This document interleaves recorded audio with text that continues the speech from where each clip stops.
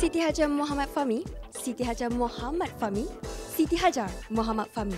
Sekali saya sentuh anda, pasti anda akan teringat. Bintang bukan sebarang bintang. Bintang kejora tinggi di awan. Datang saya bukan sekadar datang, datang saya pasti akan buat anda tertawan.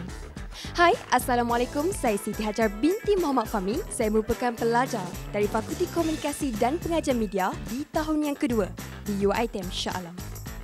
Farahin Jamsari is a host that I admire so much. She always said, to be a TV presenter, we need to have these three criteria: how to inform, how to educate, and yes, how to entertain. This is the reason why you should choose me as a host for Anugerah Screen 2012. Untuk keterangan dan maklumat lanjut, sila layari di alamat yang tertera.